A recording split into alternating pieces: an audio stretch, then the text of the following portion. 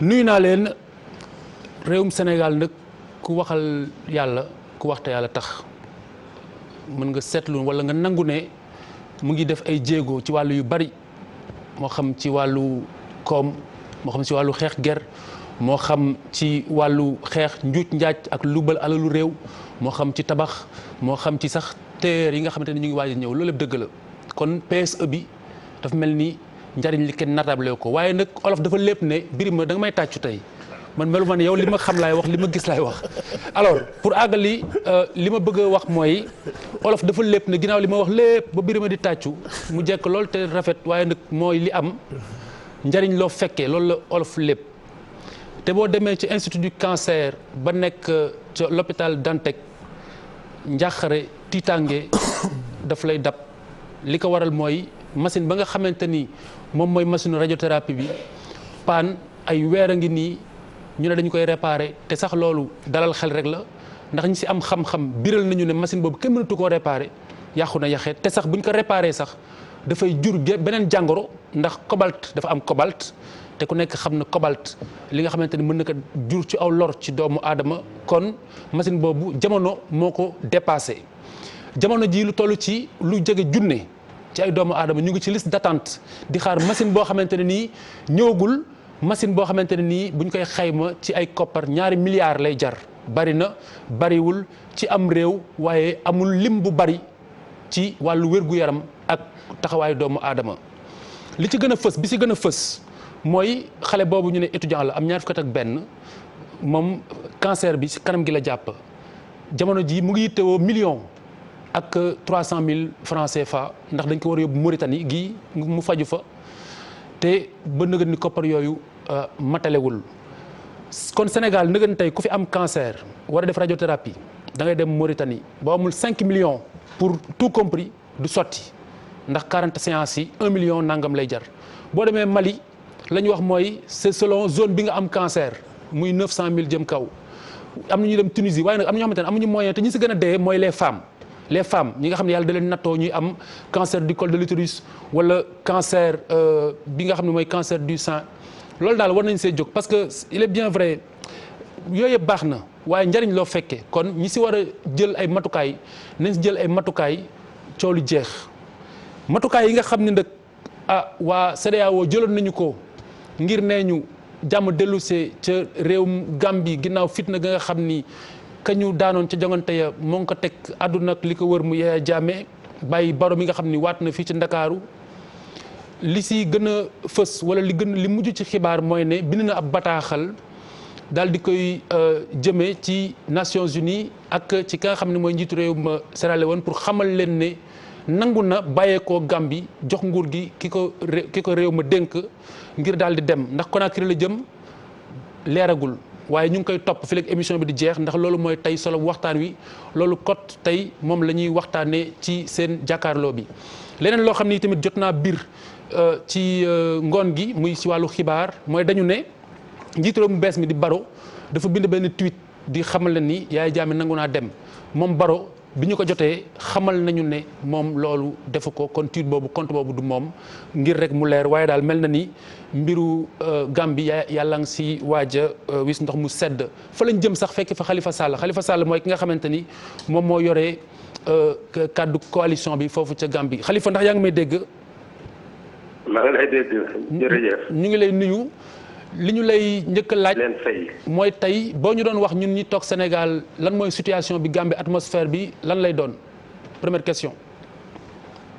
waaw dafa mel ni fi ñu toll mbir mi sesoon na ndax doxalini réew lu am solo la te dañ ñëw ba nga xam ne réew mi dafa taxaw benn béréb dematul ñuy jublu ci xare wala ci jàmm fi ñu toll nag dafa taxoon xalaat yi muy bu Gambie muy Sénégal muy àddina bi yëpp jëm ci Gambia lana war a nekk mu jëntal ndax réew mu yàgg a nekk ci jàmm la wante nag réew mu yàgg a nekk ci tiis la mu mel ni fi ñu toll tey ñëpp a ngi doon xaar waaw ne bés tey bi ci la mboolem doomi Gambie waroon a jël taxawaay ci réew mi. muy soldaar yi muy ñi nga xam ne itam doomi réew mi lañu. wante am nañu yaakaar ne ñëpp itam door nañ di gis ne jàmm mun na am. xamuñu nag naka laa mujjee ji. wante nag nuru ne am nañu bunt. très bien waaw bëgg nag ma leeral ci ni ñu ñëwee ba dugg ci li ñu dugg. ak fi ñu war a jaar ba génn ci mun naa gën a leeral. oui soo bëggee itam ma continuer waxtaan. très bien alors balaa ñu àggale rek yan mooy dernière information yi ngeen am foofu yan la ci wàllu négociation bi. waaw loolu xam nga bëgguñu yàq waxtaan. ndaxte ay kilifa dañ ñëw ba toll ci ñëw seet naka la ñoo jàppalee Gambia. oui. fi ñu toll mooy ne président Barrow. oui. waatloo nañ ko ci Sénégal ci waatloo boo xam ne beneen façon yi waatloo la. ndax ci Independence Stadium lañ ko waroon a waatloo mu jël réew mi ci kanam yi bépp doomi Gambia. oui. ak gan yu fi ñu war a ñëw ci nekk njiiti réew. wan nag kii nga xam ne mooy Jammeh demoon na ba nga xam ne bi mu daanoo ci vote bi wax na ne dem na tribunal. wante nag tribunal bi mënut a dox. oui très bien ne nag fee tribunal bi moom demul ba àtte ba pare daal moom. di ci nguur. très bien donc situation boobu mooy situation bi ñu indi ba fii mais concrètement très concrètement est-ce que am ngeen benn information parce que ñun information bi ñu mujj am mooy ne bind na bataaxal pour xam le ne nangu na dem est-ce que am ngeen si firnde yéen wala am na lu ngeen si dégg. waaw xam nga ñun ñu ngi ci coalition bi. ñu ngi wax ci tur yi Barrow. waay waaye nag xam nga soo yónnee ay ndaw ECOWAS yónnee leen. pour ñu ñëw waxtaan ak Jammeh. waay. pour mun a def mun nangu Jammeh mi ngi ñuy waxtaanal su fekkee ne waxul li xew. waay. ñi ñu yónnee itam waxuñ li xew. ñun mi nga xam ne dégg moo ñu war waruñoo toog nag jiitu leen ca wax ja. très bien. mu mel ni am na lu ñu ci xam wante nag li nga xam ne mooy. liy yoon. dafa am ñoom bindutoo yoo xam ne il faut ñu bind ko. mun a d'accord li ñu wax ndax waxi neen amul solo. waay mooy la ñuy bind. nangutoo ko ñëpp signé ko loolu moo jar wax. très bien mel ni wax ji jotagul daal pour ñu xóot ci. waay li ñu mën a wax rek mooy ne am nañ ci yaakaar. mën nañ yaakaar fii léegi guddi gi fii léegi émission bi di jeex vers minuit 30 mën nañ yaakaar ñu am signature ak yu demee noonu. waaw xam nga waxtu moom baaxul di ko def ci nanguto. waay xamoon nañ ne jox nañu de midi façon yi wax yu nekk wànni nag fekk ay nit dañu jóg di wax ak nit. wax ji mun naa sori mun naa gàtt. waay mu mel ni duñ ko jox àpp dañu ne. am nañu ci yaakaar. très bien. waaw kañ laa jeex nag moom ñu xaar ba mu jeex. très bien donc merci beaucoup yaakaar lañu ci am. waay waaw fañ toll woon démb daal ba jaaxle. léegi mun nañoo wax ne jaaxle googu mu ngi wàññi. jeex na jërëjëf Khalifa Sall porte-parole coalition Gambie bi nga xamante ne moom moo porté kii di Barrow ci nguur gi ñu ngi lay gërëm di la sant nga des ak ñun ci ceetaan mi du ñàkk balaa émission bi di jeex bu ko laajee nga dugaat ak ñun merci beaucoup. jërëjëf Khalifa merci beaucoup alors Birima situation bi en Gambie fi mu toll nii yow ban lecture nga si am daf may neex trop ma poser la question bi parce que biñ ne PRIP Yaya Jammeh oote ne mu ngi félicité yow yaa ne gëmoo ko et le temps t'a donné raison. xam nga bi may wax loolu. oui. ci borom laa ko tegoon rek. bon mais tey laa gën a gëm borom. Yaya Jammeh tant que yéen a ngi koy traité comme nit ku normal di ko jox ay égard di ko jox ay cër ci musiba la jëbi suure waxuma la Gambie de sous région bi. sëñ bi ancien chef d'état la quand même. dama un peu de respect. dama ne dul ma wax la. respect moom yaa ko jox sa bopp ñu mën la koo jox. ku rusul buuru Maroc dib shérif dib buur rusoo sa nattangoo yi nga nekkandoo ci sous région bi yëpp rusoo imaam yi nga dëkkal rusoo labbe yi nga dëkkal rusoo doomu réew nga rusoo ko jox cërit da koy fooye neex jox ko sa bopp ñoo ñëpp ñaan nañ Yaya Jammeh te nekkul ci dëgg mu gàntal leen kon Yaya Jammeh jox bala nga jox nit cër da nga nit da lay jox cër aussi kan la Yaya Jammeh jox cër wax ma dem ko mu jox amul ci àdduna Yaya Jammeh ay ngànnaay la jox cër ba ngànnaay rëppatale biir Gambie la commencé négocier kon Yaya Jammeh ngànnaay la jox cër mais joxul cër doomu aadama. très bien ma wax la na la. Yaya Jammeh man li nga xam ne moom la CEDEAO di gérer dossier ba fi ñu egg si fii man Birima d'accord ma ci. te it jàppuma ni xaj na nag information yi président yi man boo ko am mais li nga xam ne moo am nga jërul am information xam nga nit ki. ku gis Yaya Jammeh bi mu nekkee président ak léegi ñun réew la ñu am Sénégal dañu war a garantir suñu intérêt réew. président Macky Sall gana jëna Yaya Jammeh ñetti yoon 3 fois 2012 ak léegi Macky Sall ay Yaya Jammeh musul jógee Gambie ñëw seet si dugg biir Sénégal yow ñëpp wax nañ fii jàkkaarloo ni Yaya Jammeh di fare nit ñuy dagg forêt Casamance bi yéen a ko wax fii ba ñu yow Sall bokk ba ñu bu ñu waxul Casamance dinañ yàq fierté Casamance ñun ñëpp ñu kaas ko sikki mais c'est Yaya Jammeh pont Sénégal bi nga xam ne moom lañu war a defar Sénégal def moyens yi kan moo ko bloqué donc Yaya Jammeh ça devient un danger international. un danger bu mel noonu nag nga bëgg a négocier ak moom Khalifa mu jëm ci suuree parce que d'après information yi ñu am mooy Yaya Jammeh ñi ngi jëm Guinée wala Mauritanie yëpp day taxal ak Sénégal un danger comme Yaya Jammeh nga koy bàyyi muy dox foofu je me dis que c'est extrêmement dangereux dama jàpp ni démb bi ñu waxee ak Yaya Jammeh ñu wax ba mu bañ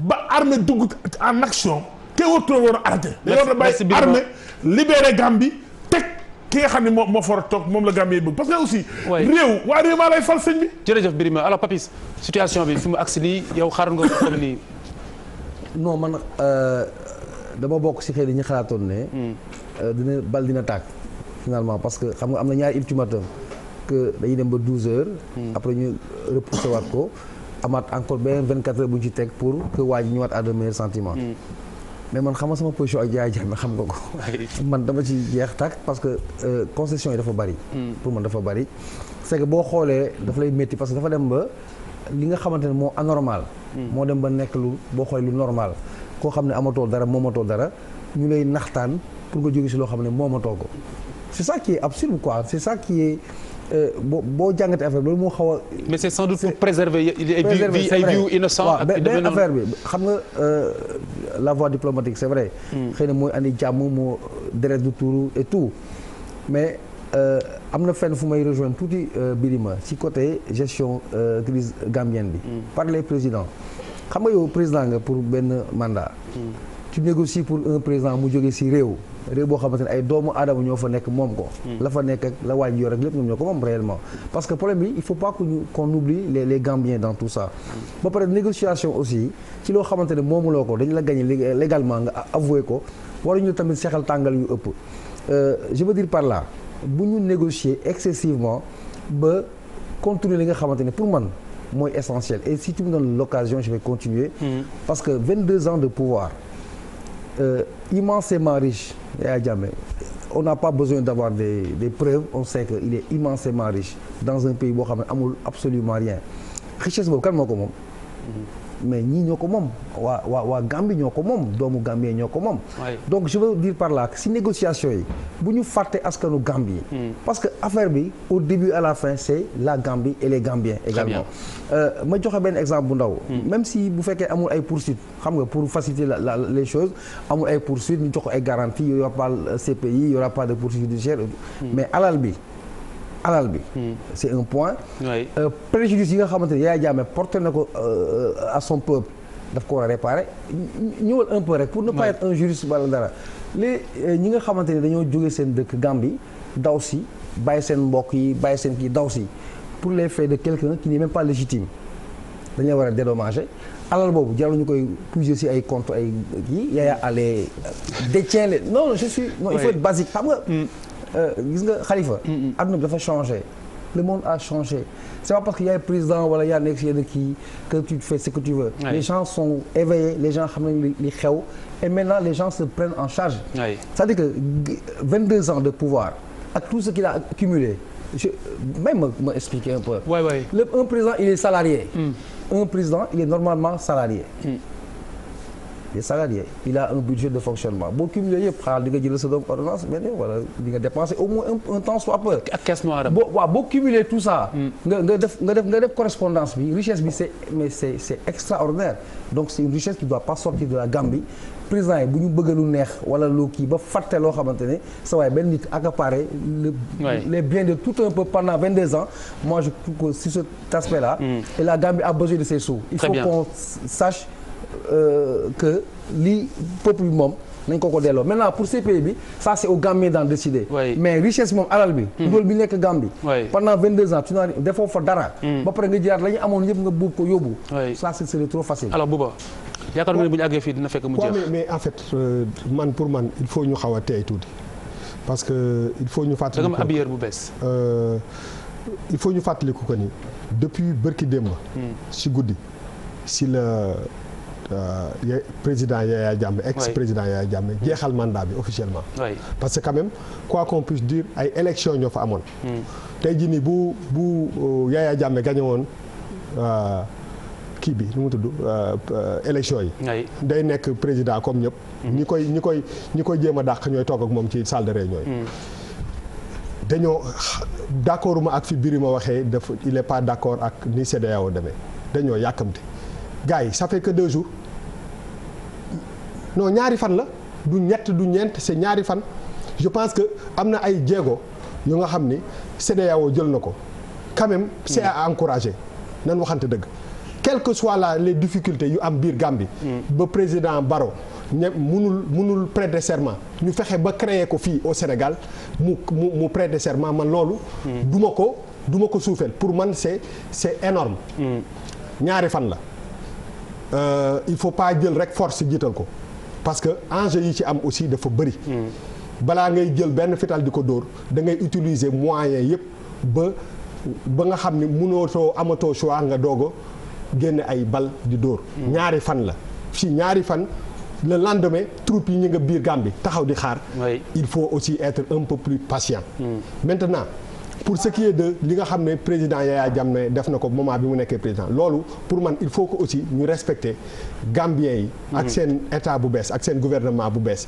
ñu jël seen décision wu lan lañ ciy def bàyyi ma rek ma eggale comme ni nga ko bàyyi gars yi ñu seet lan lañ ciy def ñun on ne peut pas parler ci seen kii richesse bu Yaya Jammeh yore ak beneen bu yore président Barrow ak gouvernement ak Gambiens yi ñoom ñoo am autorité ñoom ñoo am choix def ci li mu nekk du ñun loolu c'est très important aujourd'hui quand même ñaari fan passé na et on parle de solution il faut ñu encourager nit yi bu ñu defee lu baax je ne suis pas d'accord ak gars yi bu ñu ne que quand même ni gars yi defee du dëgg parce que lan ngeen bëgg da ngeen bëgg on vous donne 2 jours le problème est presque réglé je pense dañ leen ci rafet njort il est gambien wala am na Khalifa da bëgg a leeralal booba waaw dafa yaa def mel ni xamul lañu dama jàpp ni comprendre nañu analyser suñu wax déedéet comprendre dama tudd ma damay tontu dama wax la dañ ñi la information yi ñu jot ñu kenn nekkul ci affaire bi da ngay jot information ci yooyu lañ mën a traité yéen ñëpp jot ngeen tey ñu ne Yaya Jammeh ne d'accord na dem mais nañu protéger alalam yow yaa ko xam non mais laisse le finir mais moom moo ko xam bàyyi ko ma àggali laisse le terminer loolu laa liir man tey ci net bi mën na bañ a nekk bàyyi ko ma àggali ah non mais man mënuma wax lu dul li ma gis man nekkuma ci mais àggali tout biri ma àggali tout court ñun ñi wax yaakaar naa information yi jot même ci mën a wax moo tax ñu def àggali mais waxuñu dañ ci def nag dama ne Yaya Jammeh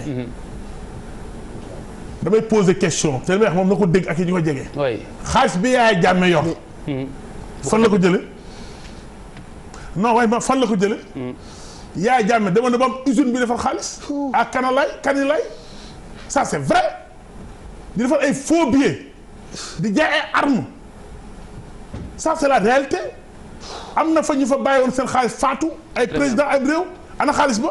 merci non mais ñun bu ñuy wax. non ñun ay am ci réew lañ dëkk.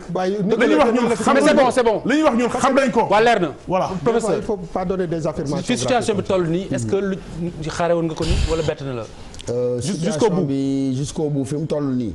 bon bett ñu trop parce que comme kuréel bi ko ŋànk dafa bëgg li nga xam ne lay def mu méngale ko ak yelleefu doomu aadama. wax dëgg yàlla il fallait que mu am tuuti. lu xaw a mel ni dafay yéexandi. parce que quand même àdduna fi mu toll ni Khalifa kenn mënatul jóg rek du jour au lendemain nga tëb rek ne damay dem militairement régler problème. ñi ngànk réew yi ils sont suffisamment responsables. pour bañ a créer ay jurisprudence yoo xam ne après day xaw a grave. donc ci angle boobu kenn du wax ne yéex na kenn du wax ne gaaw na dañ naan gaañi awal nañ ko fañ ko war a awale. waaye lenn rek moo xaw a lëndëm sama xel. te Birima laal ko ma d'accord ci ak moom ça veut dire que bu fekkee dafa am kuréel. goo xam ne ñun ñëpp moo ñu ŋànk. muy CEDEAO. bu fekkee officiellement. dafa ne mandaté naa diw ak diw. ñu dem waxtaan ak njiitu réew ma fa nekkoon mu di Yaya Jammeh. waratul ñu nangu man ci sama gis-gis bu gàtt. mu am ay initiative individuelles yoo xam ne mën na saborder processus d'ensemble bi nga xamoon ne ñun ñëpp moom lañ àndoon. allusion parce que def lu leer laa wax. parce que bu fekkee. encore une fois CEDEAO de manière souveraine. dafa ne diw ak diw ñoom la ñu yónni ñu dem benn yoon. dem ñaari yoon dem ñetti yoon. yu mel noonu dafay nasaxal pexe mi nga xam ne mbooloo ñoom ñoo ko ànd defal ko seen bopp. c'est vrai que ñoom ñu ngi ko teg rek. buñ gaawantu bu ñu tur deret bu ñu def fitna waaye bu ëllëgee bu ñu joxati impression que dafa am ñoo xam ne ñoom ci seen jëmmi bopp mën nañ loo xam ne mbooloo mi moom mënu ko. sauf si mbooloo mee ko jox mandat. su fekkee mbooloo mi moo ko jox mandat waaye dans ce cas de figure là du mbooloo mi ñoom ñoo leen jox mandat. ñoom ñoo ne may leen ñu dem waxtaan ak ñoom. oui donc mandat de fait. de fait. oui waaw de fait. waaye gënul ci doxalin bi. très bien parce que bu CEDEAO jógatee. na waxandoo benn yoon. ay médiation de la dernière minute finalement dafay mel ni sax ña nga xam ne loolu lañ sumboon. xëy na dañu amul compétence ba. parce que bu Ellen Johnson Sirleaf ñëwee. président Nigéria ñëw. président ghanéen en exercice ñëw. boole koog président ghanéen bi nga xam ne mu ngi ñàkk élection yi barki démb. pour ñëw ne koog sëñ bi kat fii nga toog fa laa toogoon. barki démb kii nii ma àndal moom ma gagné ci ay élection comme na ma demee jox ko. loolu bu amee na ñuy àndandoo mu nekk dynamique bu ñuy rafetlu. parce que wax dëgg yàlla loo xam ne mën nañ ko régler saafara ko. te deret tuurul moom moo gën loo xam ne régler nañ ko mu ànd ak deret boo xam ne dafay tuuru. waaye encore une fois. pour que CEDEAO gën a am efficacité. parce que lii man dama ko rafetlu. mais pour la première fois xaaroo benn nasaraan. est-ce que du victoire Jammeh à un moment donné. waaw du ma wax non du victoire Jammeh victoire CEDEAO la. parce que bëri na. parce que yóbbu na leen ba sës ba de. waaw yóbbu na leen ba sës ba waaye parce que dañoo bëggul jouer moom jeu am. parce que ñoom dañuy xool loo xam ne xëy na moom xoolu ko. mais bu neexoon CEDEAO. mais yàgg na mu wàccee fa ay gànnaay ak ay militaire ñu régler problème bi. waaye xëy na dina dem ci anam boo xam ne gënul. kon jàngat biñ ci am mooy CEDEAO da nga naan gàcc ngaalaama. parce que yàgg nañ ñoo ŋàññi nag naan ne bu ñu amee problème nasaraan yi fële ñoom ñooy ñëw ñooy régler ko. bii yoon gars yi jóg nañ. def nañ ca lañ ca war a def. ci bu sama gis-gis bu gàtt. jéem nañu régler indi problème bi. am nañ yaakaar ne dina sotte waaye nag le plus grand problème. nga xam ne moom la lii fësal. mooy que suñu réew yi dafa nekkul ay réew yoo xam ne les frontières que nous avons héritées de la colonisation sont des frontières arbitraires. créer ay états fragiles précaires. kon bu ñu toogee nañu waxtaanaat suñu biir. xool loola nga xam ne erreur historique la. nga xam ne nasaraan bi moo ko def mu jur état yi possibilités yi am ñu fexe ba loolu dootu fi amati. très bien Charles. waaw Khalifa. man lu ma koy njëkk a jàng. xam nga dañ fi doon toog di wax rek ñun ñu ne le 19 c'est-à-dire pour éviter ay wax yu inutile mooy njëkk a jàng mooy que d'abord dafa am benn succès boo xamante ne c'est un succès diplomatique parce que lu ñu engagé woon mooy Sénégal lu mu engagé si boppam muy ONU muy CEDEAO ak boo xoolee retour yu ñu si am par rapport à l'Angleterre, la France, les États-Unis, ba le Conseil de sécurité des Nations Unies accepté loo xamante ne résolution bi dafa dugg Sénégal moo teg draft bi posé ko sur la table Olof Skog mooy le suédois nangu ko ak les 15 membres kooku c'est une victoire diplomatique bu am solo victoire diplomatique boo xamante ne yàggu fi longtemps ñu génn ci beneen fait au fait mooy dañuy xool Sénégal tey jaloor yoo xamante ñu ngi koy def ci côté boobu loolu mooy xëy na expliquer lu bëri aussi de notre côté. parce que bu ñu xoolee bu baax ñan ñoo taxaw tey ñëw maanaam compléter doxan bi. c'est vrai que CEDEAO entamé na. mu am dëkk boo xamante bokku si. muy Mauritanie. mu am keneen bokk mooy Condé ñoom ñaar ñu ñëw mooy que ñaari dëkk yooyu ce sont des pays frontaliers. Très bien. Du Sénégal. Nous sommes dans une géostratégie quoi qu'on dise dëkk yi seen intérêt la ñuy dawal d'abord. Nous sommes ñoom suñuy partenaire la ñu. ak lépp mais bu ñu fàttee. intérêt d'abord. que intérêt dina daw. mais quoi qu'il en soit mooy booba am na lu ma wax aussi. 19 bi dëmb la woon tey c'est le 20. Yaya mu neex ko mu naxari ko day dem. c'est-à-dire quoi qu'il en soit si doxin yooyu la nekk. léegi est-ce que cela vaut-il jar na ñu dem dëkk ba dugg fa génne ko déloger ko wane image yoo xamante ne gisoon nañ ko fi ak Kadhafi. mu metti ñun ñëpp képp kuy africain image yooyu mënu la neex. lu xew Côte d'Ivoire ak Gbagbo mënu ñu neex. ñun la ñuy gis Afrique ñuy gis ay jawteef yu doy waar. mel na ñun on est incapable de gérer. maintenant nag Jammeh ne peut pas être une menace ça veut dire que tey responsabilité historique boo xamante ne am nañ ko. muy général muy bii le régime bu nekk en place. avec les Africains mooy que Jammeh mënatul nekk menace. te waratul nekk menace. Très bien. man pour man xalaat bi war nañ ko gën a pousser. te defe naa après comme Bouba l'a dit. comme ñeneen itam pense qu'il appartient au peuple gambien. de def te président Barrow wax na ko problème am numéro 1. mooy paix ak sécurité donc moom am na si xalaat balaa ñuy wax développement économique et social. moom déjà moom campé na débat bi donc. dañ leen yombalal affaire yi. Très bien, merci Charles. Alors Demba Diaw journaliste nekkoon nga président association journaliste yi foofu si Gambie mooy équivalent Synpics chez nous. nekkoon également APA yore desk bi yore lépp lu aju si wàllu làkk anglais liggéey nga ak Charles Faye. donc tey tu retrouves benn ancien collègue. et donc situation bi fi mu toll nii est-ce que situation la boo xamante ne nii yow bett na la en tant que observateur. déedéet man ku xam Yaya Jammeh. li muy def ni mu ko doxalee ni bettut kenn man daal bettu ma daal. parce que boo ko seetloo. bés bi mu nangoo ne kii Adama Barrow gagné na ko. boo ko seetloo ni mu doon waxee sax daf laa woon ne kii li moo wax ak lim xalaat ak lim nar a def de nekkut benn boo seetloo ni mu doon naka. pourtant da doon ree. body language am ak ni mu doon waxee sax daf laa woon ne daal kii minutoon li mu doon wax daal. parce que Yaya Jammeh moom dafa gisee Gambie ne daf ko bosam la daal dafa mel ni. yëfam la waaw yëfam la daal. dafa mel ni ku geroon daal naka dem guerre ba pare yu gagné foofu noonu moom Gambie noonu la ko gisee daal. moom dafa mel ni moom affaire yi démocratie waxu ci dara. soo bettul ñu bari daal ci Gambie. ni mu doxalee nii. très bien donc dinañ ñëw bu baax si biir débat bi mais en attendant ñu xool juste quelques Sénégalais ak Pape Fary Gningue. suñu mbokk yaa nga Banjul dañu bëgg jàmm nañu may jàmm rek mu jeex.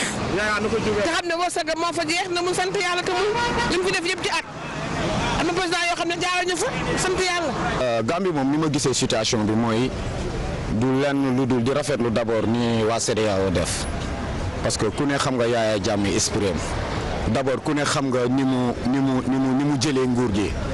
voilà donc ak ni mu tënkee waa Gambie ci li nga xam ne du yoon pendant des années donc nag su nekkee tey dem na ba ñu gagné ko ay élections démocratiquement mu war a dem ñëw di imposer jaay doole di imposer ay affaires militaires comprendre nga donc kooku moom dañ ko war a mën a waxuma la sax di ko may ay amnistie wala yooyu Yaya dañ ko war a jàpp parce que li mu def doomu Gambie dafa bari. li mu def ci lu metti Gambie dafa bari Yaya dafa am compte bu mu war a régler ak waa population Gambia. waaw Yaya dafa war a génn parce que instant bi dëkk mënul am ñaari président te instant bi Gambie choisir na que ni Barrow moom lañ soxla. c'est normal ñu jàppalante parce que tamit réew mu mel ni Gambie c'est normal CEDEAO dugg fa régler problème bi Yaya Jammeh mën a génn si jàmm mu neex. boo defee intervention bet ñun bu si dee sax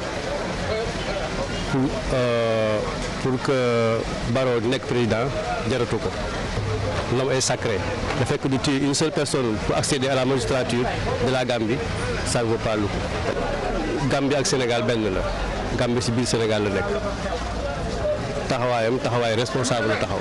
alhamdulilah moom laa fay ñaan te moo fay am incha allah te gëm naa ne picc sax du fa dee Yaya Jammeh dina fa jóge ci nii wala ci naa. CEDEAO war ko mën a lijjanti daal te tamit yii ñu koy may buñ ko ultimatum yi nañu appliqué daal nañ dem à l'action benn yoon moo gën ñu naan may nañ ko midi may nañ ko 16h may nañ ko finalement da leen di yëpp quoi voilà Yaya Jammeh du nit bu ñuy may ay kii da ngay ñëw nga appliqué à l'action benn yoon. Très bien donc je pense que situation Gambie bi ñëpp la sensibiliser ak fu waay mën a féete bokk na si ñoom Moustapha Diop comédien donc leader d'opinion moom approche bi nga xamante ni moom la gis mooy approche psychologique je pense que il est important également ñu wër table ci loolu mais en attendant ñu accueillir que salaamaaleykum Moustapha allo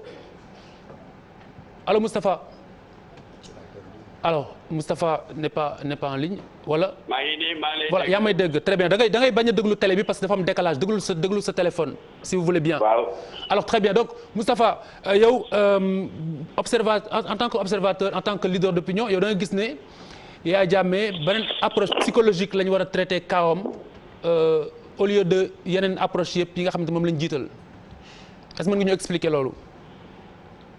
waaw. c'est-à-dire bon approche bi nit ñi am yëpp boobu yooyu moom parce que yéen a ngi koy traité.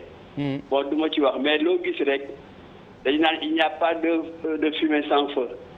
Yaya Jammeh comme cas psychologique la je crois que bu ñu delloo à l'origine. voilà quelqu'un boo xam ne il est né sénégalais de parents sénégalais. et à son corps défendant il s'est retrouvé étranger dans son propre pays. Oui. Pourquoi? Parce qu'à l'époque, si vous vous souvenez bien, il est né en 65. Gambie am indépendance en 65. Senghor en 70 posé benn acte boo xam ne dafa jël rétrocédé au minimum 30 à 32 villages. à la Gambie. Yaya Jammeh ci village yooyu la juddoo mu doon ay villages sénégalais yoo xam ne dañuy devenir ay villages gambiens. Oui. Tous les citoyens sénégalais de l'époque se retrouvent dans une autre nationalité. moom xëy na bu màggee haine boobu yaakaar ne Sénégal daf ko xeeb wala dañ leen traité comme des citoyens de seconde zone. mu màggee loolu am ak haine loolu ba am ay mbokkam yoo xam ne comme Sénégal am ay conflit Casamance bi. la preuve conflit Casamance bi mu amee Yaya Jammeh jël pouvoir bi en 94. de 95 à 97 la dee ci rébellion bi kenn xamul lan la dee ci sénégalais yi ak population sénégalaise ak militaire sénégalais yi. oui. la preuve bu wax ngeen ko foofu ci seen plateau spécial Mamadou Ibra Kane ak Barka Ba c'est un rappel historique. te loolu yëpp c'était prémédité parce que moom enam moo ko jàppale mu yaakaar ni Sénégal daf ko bañ daf ko def nii. oui. dañuy wax ne nag nit xol la ak xel. te généralement bu xool feesee xel këlëm. te lu waay ren rek sa loxo lay naaj. tigi en boobu mu amal Sénégal. ak population sénégalaise. ba yaakaar dañ ko bëri ba mu jël pouvoir. bay jël doole beneen réew. di fayuntoo di sacrifier ay population di sacrifier di wut ay bien di def confiscation. loolu lu mat a jàngat la. pourquoi parce que ba ñuy jox Gambie 32 villages yi. est-ce que Sénégal daf ko def. par référendum.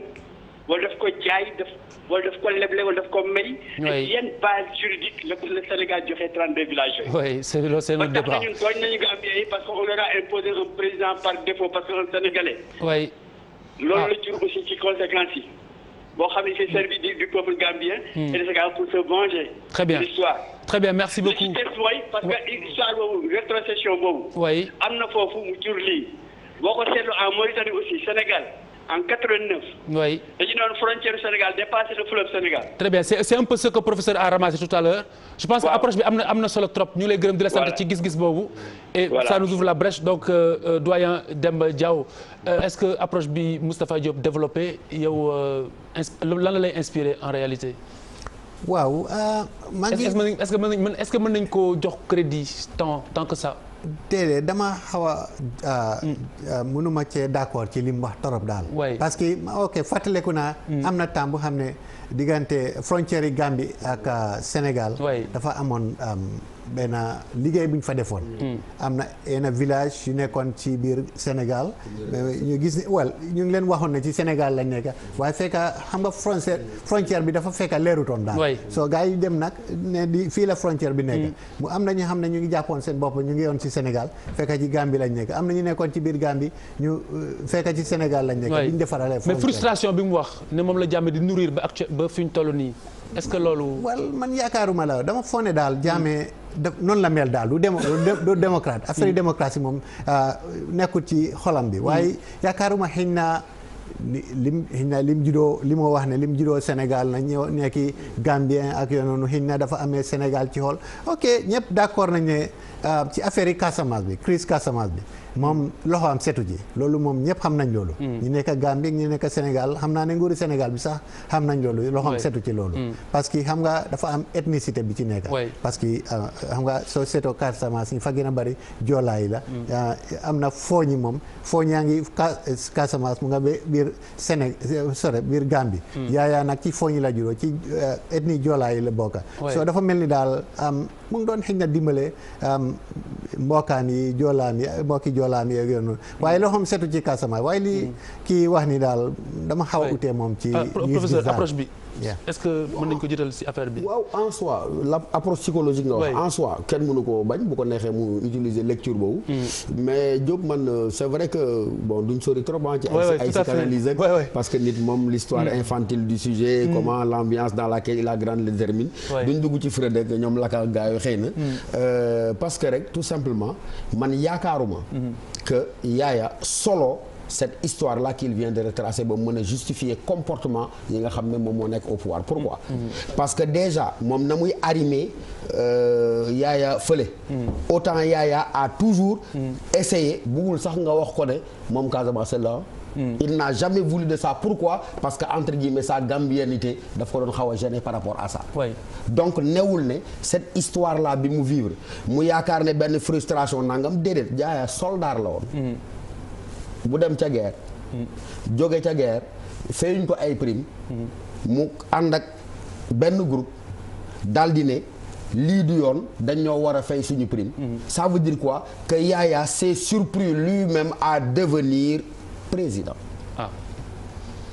donc il n'est pas déterminé directement par une frustration boo xam ne mu nga jógee ci ne moom fee la bokkoon ñu forcer ko dugal ko fii déedéet moom Gambien la mos a def boppam gëm ne Gambien de premier rang la te Casamance boobu ngay wax xam nga kañ la ko commencé utiliser ba mu dérive autocratique bi taxawee ba taxaw Gambie amul armée fil de force moo fa amoon ñun ba ñuy traversé mooy gars yooyu doon yor képp yi ñuy jéggi di dem Ziguinchor ngeen doon fil de force armée sax amu fa woon donc ba mu demee boo xam ne fi mu nekk nii régime autoritaire autocratique la nan lañ dëkk a def mu ne xaaral ma dem tibb fële ñi nga xam ne yaakaar naa ne samay mbokk lañ te loolu également nekk erreur monumentale parce que les Joola ne sont pas majoritaires en Casamance qu'on arrête ces histoires là très bien alors Bouba la question bu dee am na dafa am la bëgg a yokk si li ñu wax nii bala may avancer si li grand bi wax léegi en fait man li ma bëgg fu ñu bëgg bu ma bëgg ñu indi contexte bi ñu ko mën a indi mooy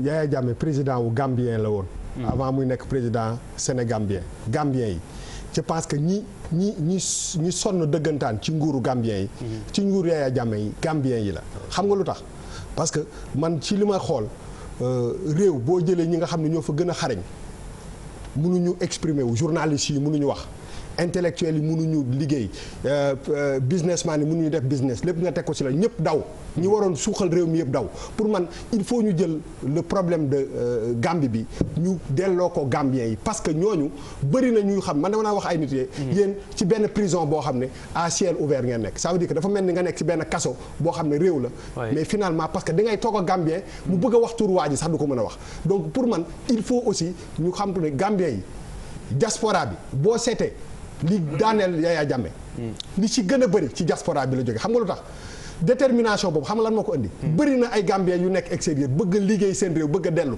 ñooñu daf leen jaral lu nekk ba ñu daaneel ko donc je pense que Sénégal oui ak li mu daan yaa wax ci Sénégal gi yëpp mais le problème mu Yaya Jammeh dëggantaan.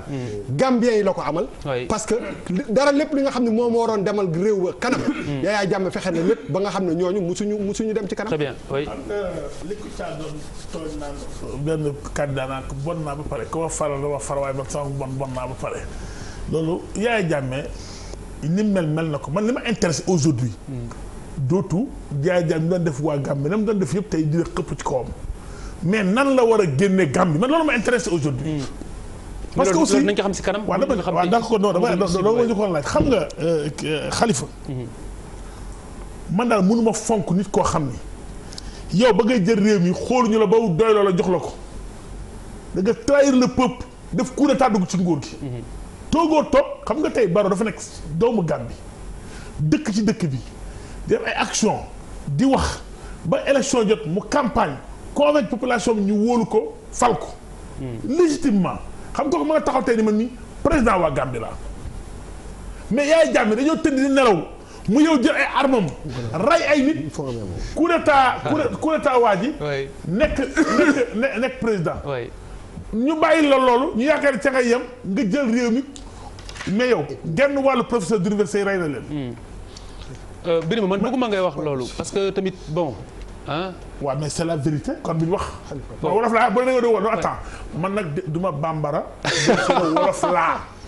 moo wolof laa mën a utiliser comme intellectuel nga. wolof laa. waaw àggali termine. non attends mais je ne comprends pas. je parle le wolof. mais termine wolof nga ne mën a ko wax. non termine. Tu insultes les wolof ah. Attends non mais Birima attends. Ah si. mais termine. je parle non wolof nga war a ko wax. non mais ay kaddu dañ koy odd waxal rek. waaw dama nañ ko waxee man wax ko damaa judd fekk ñu koy wax ah. waay ay nit dee nañu si régime am. non dama ne si ay jamonoom dama ne. tu peux pas dire rey. non attends. waay ay nit ñaari façon dee fa am. waaw ñi yàlla rey directement ak ñamu rey. ça la vérité. très bien merci Papis. Papis vas-y. c'est que affaire bi pour man yow laay attaqué parce que même approche psychologique pour man elle ne s'impose même pas. J'aime bien le grand et tout mais comme on est dans un débat il faut qu'on dise les choses telles qu'elles sont. Le débat aujourd'hui bu fekkoon dafa nekk dans l'exercice du pouvoir ñuy xool par rapport à un comportement par rapport à des gestes ñu xool c'est quoi son profil psychanalytique mun nañu wax ay approche psychologique ou pas mais lii élection présidentielle ñu gagné waaye dafa war a dem. c'est je dis même le compte maintenant. doguma la Papis. am na ku bind téere wane ne képp ku taxaw sax di sàkku njiitum réew dof nga déjà nga baal ma demal. voilà donc approche psychologie pour man. ça n'a rien à voir. Maintenant le problème qui s'impose wala sur lequel on doit. c'est vrai réfléchir. mooy fal la ñuy jëlee waa ji. génnee ko ci li mu bëgg dugal nit ñi. ñu avancer. très bien parce que pour man. gis nga paranoïa weesuwul wala déséquilibre mental pour man weesuwul nga nekk dans un pays nga nekk ak say ay nattangoo sa ay frères de sang yow nga ne lépp lu baax yow la yaa am xam-xam yaa am gis-gis tout tourne autour de toi c'est déjà être fou de penser à. comme quoi l'approche n'est pas donc aussi. Donc pour man approche psychologique dañ ko def pas heureusement. qu'aujourd'hui on est en train de récupérer la légalité la légitimité. De la volonté d'un peuple. C'est ça la centralité du débat. Très bien aujourd'hui. waaw mais pour wax ci li biir ma doon wax sànq c'est pas pour l'attaquer parce que gis nañ fi sax mooy fàttali lu mel ni ay Thomas Sankara affaire yi gis nañ sax ñoo xam ne jël nañu réew seen réew. parce que pour génne leen ci yenn situation yi ba pare yóbbu leen foo xam ne sore na. pour man intention nit bi tant que c'est pour génne sa réew ci ay tooxi doona yóbbu ko ci kaw. peut-être il y a des moyens yoo xam ne nit utiliser na ko ba pare def ko baax. Le problème du loolu ce problème mooy aujourd'hui li am solo mooy aussi am nañu ay njiitu réew yu nekk Afrique ñu jiital test la pour la CEDEAO affaire Gambie bi bërki démb la woon gaañ man xaw ma lan ngeen bëgg balaa ngay jël dugg di génn delloo ca nit. il faut ngeen xool aussi répercussions yi du c'est pas aussi simple que ni ngeen ko yaakaar. tous les pour man nañu utiliser tous les moyens. ba nga xam ne installé nañ fa ki nga xam ne moom la ñu fal ci jàmm. moom Gambien yi déggoo kenn si Gambien yi ku la naan dañu bëgg ñu doorante ay bal ñoom jàmm la ñu woote te non dafa ndànk rek fu mu ne nii xaw leen tey rek. kenn waxu la te ànd ak ka nga daan àndal saa yoo toogee ci plateau bi moo jiite affaire yi. kan la muy président Macky Sall. waaw fee lui confiance ni nga ko daan pourquoi tu dis que nga daan àndal. moom ngay àndal ci émission bi ko passé ki ngay àndal. ki ngay àndal. waaw non ka mu daan àndal kii. àndal ak moom comme moo jiite te musulaa war peut-être dina la yow ko àndal. kan man yow peuple sénégalais. ko àndal. peuple sénégalais kon Macky Sall le peuple sénégalais. non dama ne la. alors Diaw beneen question bu am solo. mooy actuellement kii dem bon Macky actuellement Birima yaa may déconcentré. non dëgg laa lay wax. actuellement. waaye. Yaya Jammeh nee nañu bind na ne dina dem. léegi coalition bi nga xamante ni moom moo porté woon Barrow. léegi mu ngi war a gérer l'après Jammeh. l'après Jammeh na ngeen ko envisager dans un premier temps pour le peuple gambien. waaw l'après Jammeh. di yomb trop. di yomb daal parce que ni Jammeh géré woon Gambie. ni mu yore woon Gambie ni mu ak yim pa imposé si Gambie. pour beneen nguur ñëw régler loolu ci temps bu gàtta déedéet dafa naxari trop. so dafa mel ni Barrow ak nguuram bi am nañ liggéey bu mag a mag pour def ko. parce que psychologiquement sax ci nit ñi. pour war a génne loolu ñu mun a naka xalaatee leneen daal. ni xam nga seetloo Yaya Jammeh 22 ans mu ngi ci pouvoir bi. so am nañu juddu woon ci temps boobu ñooñu am nañu ci sëy sax am nañu ay doom ak yonoon. soo xam nga psychologie baa ngi fa. pour war a génne loolu yëpp ci temps bu gàtt noonu dafa metti trop soo ñoom Barrow am nañ liggéey. léegi ban dynamique la ñu war a taxawee. wal li ñoo def mooy ne loolu tax ñu def transition. Barrow ñetti at la war a nekk ci pouvoir bi.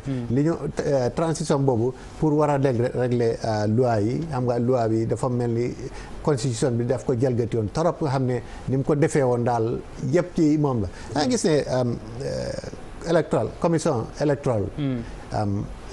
ñi fa daan liggéey sax moo leen daan di jël moo leen su ko neexee mu dàqaleen ak yonoon. soo kooku su taxawee mu ne dañ ko sàcc ci élection bi kenn mënut a comprendre loolu. parce que élection ñi fa liggéey yëpp ci jógee ko ci ki ci bopp bi ci suuf. moo leen daan di jël moo leen daan di tànn def leen fa. ba pare temps bu ko neexee rek muy daaxaleen. soo xam nga rek loolu moom xam nga yooyu yëpp foo Barrow nguuri Barrow bi réglé yooyu. constitution bi foo ñu réglé ko ba pare ñu def daal mandat limite.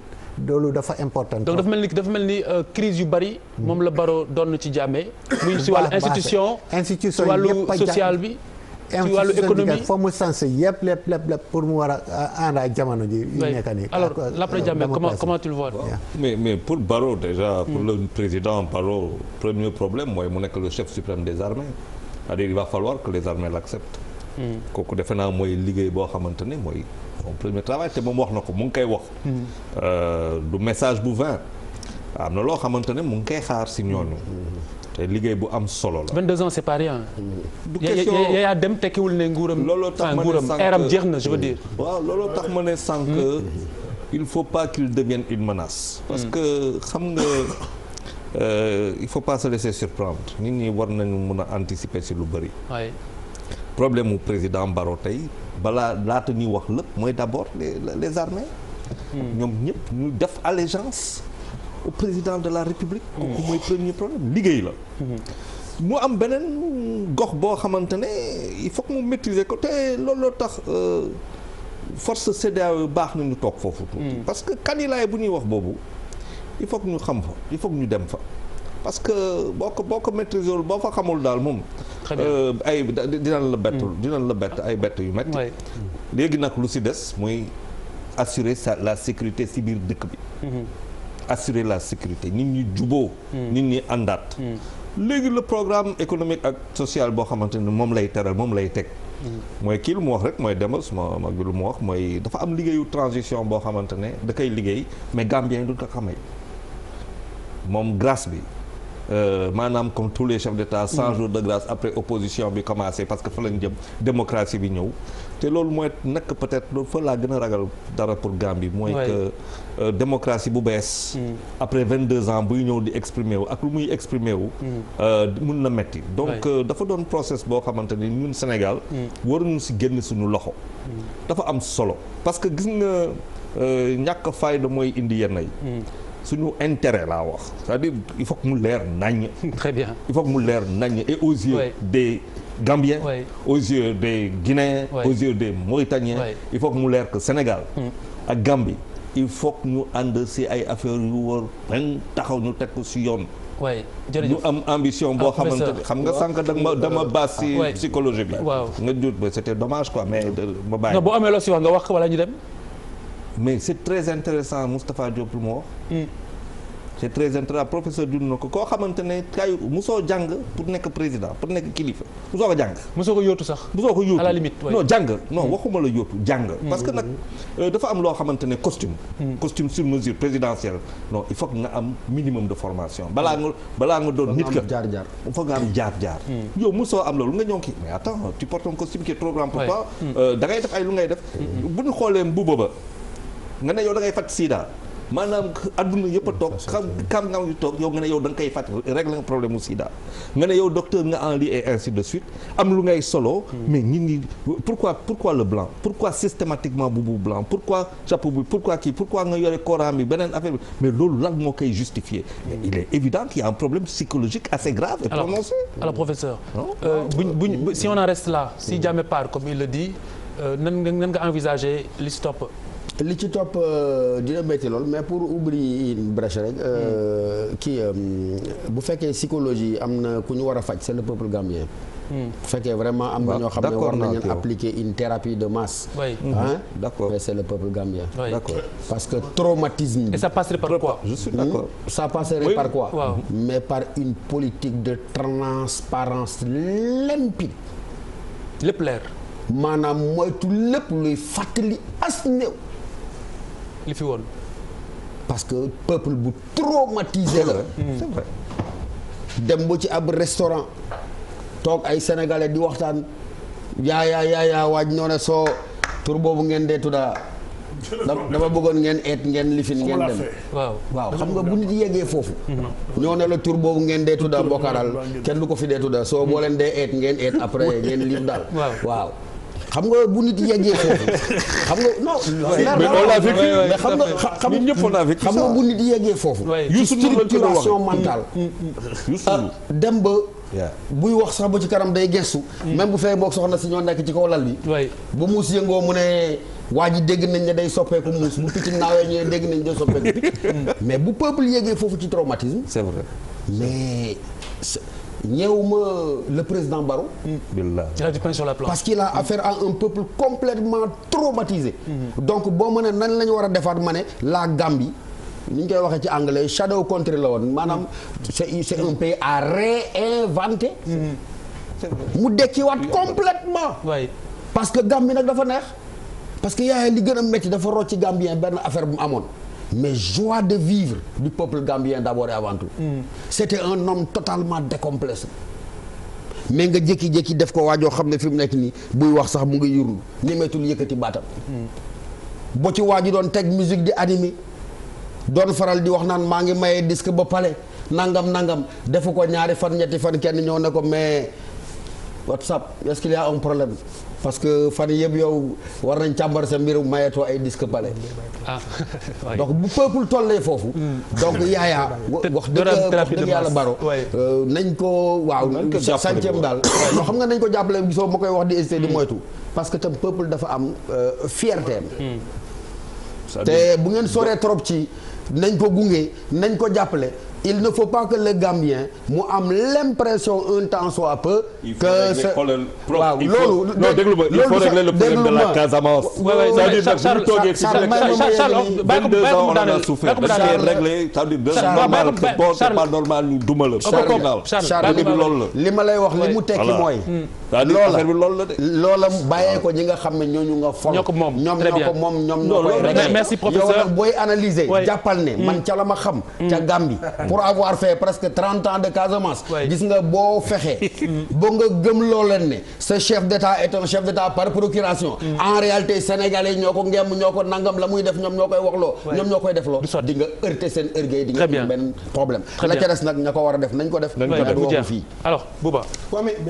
l'après Jammeh mais l'après Jammeh li ngeen njëkk li ma wax sànq mooy que il faut ngeen comprendre que ni Gambie aussi am na opportunité bu mag tey.